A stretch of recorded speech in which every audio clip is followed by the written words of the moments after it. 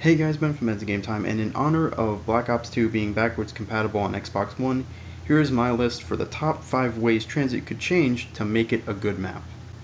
Now in this video I'm not saying that Transit is a horrible map, but I do think that it is one of the weaker zombies maps to play, and that these 5 small changes could fix a lot of the problems Transit has. With that being said, let's get into the list. Coming in at number 5 is multiple wall buy locations. Within Transit, there are not many wall weapons that you can actually get, and they're evenly spread around the map, with each location having 1 or 2 at most. Town has no wall weapons except for the Semtex grenades, if you want to count that, and then you have the M16 in the tunnel between bus station and the diner. And that causes a problem where if you're using one of the wall weapons and you run out of ammo, then you're out of luck and you're gonna have to either A, buy a new weapon, which if you like the weapon you have, or if it's pack-a-punch, then you don't want to do that, or B, rely on max ammos. And so I feel that if you would have multiple wall buy locations for each gun around the map, then that would make it a lot easier for wall weapons to be used and make it more of a viable option. The only slight exception to this rule is the B-23R, because that's on the bus and the bus moves around stop to stop. But if you're not anywhere near the bus and you run out of ammo on that gun, then you're going to still run into the problems beforehand where you either have to get a new gun or you're going to have to get a max ammo. So at number 5 we have multiple wall buy locations for each wall weapon. Coming in at number 4 we have a similar problem to number 5, and that is a lack of multiple perk locations. Within Transit, each perk is specific to one location and they are spread out evenly amongst the 5 different bus stops, which makes it hard for players to recover in the event that they get downed. So say for example you're playing a solo game and you get downed at the diner, losing your quick revive. Now Bus Depot is now 4 stops away from the diner, meaning you'd have to survive for a good amount of time before you can get quick revive again. You could risk it and go through the tunnel and get there quicker. However, the problem is if you're on a high round, you could easily get downed in the process of running back to the bus depot to get your quick revive. So I would say that having each perk be in 2 locations would make it a lot easier for players to recover in the event that they get downed, thus making Transit a little bit more of a better map. At number 3 we have the option to turn off denizens in custom games.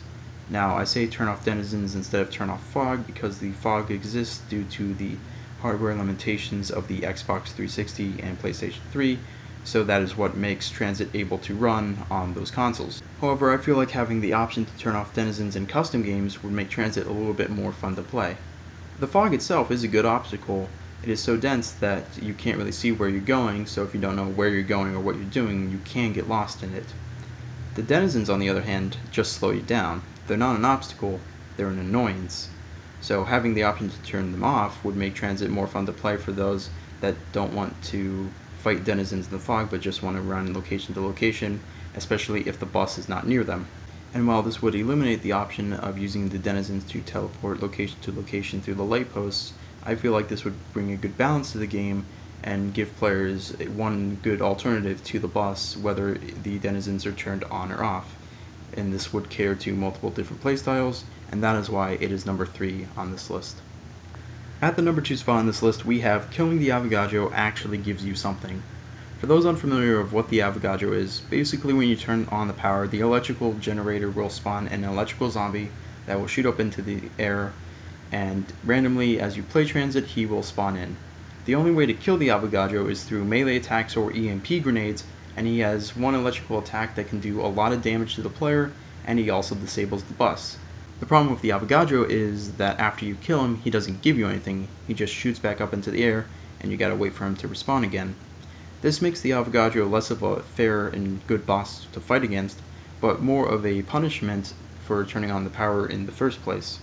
I feel like if the Avogadro gave you a max ammo or some other power up or even a free perk after killing him, then that would make it a more fun boss to fight against and make Transit an overall better map, and that is why it is at the number 2 spot on this list. And finally, the number 1 way to make Transit a good map would be to include a reversible bus route.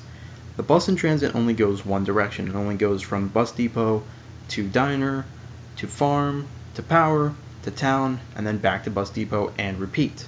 The problem is, if I need to get to a location that is behind my current location, then I have to wait a full cycle of the bus route to get to that location. So having a reversible bus route would solve half the problems that are on this list. It would make travel a lot easier. If a player goes down, they can easily get to what location they need to get to, etc. and etc. Having a way to reverse the bus route at each of the different bus stops would make buying wall weapons a lot easier, as well as ammo for those weapons, make perk buying a lot easier for the event of a player going down, and it makes the problem of the denizens a thing of the past, and so that is why it is the #1 way to make transit a good map. And that is my list for the top 5 ways transit could change in order to make it a good map. If you enjoyed watching this video or agree with anything I said in this list, be sure to like the video, subscribe for more content, and comment down below what changes you would make to transit in order to make it a good map. That's all for this video, and I will see you next time. Goodbye.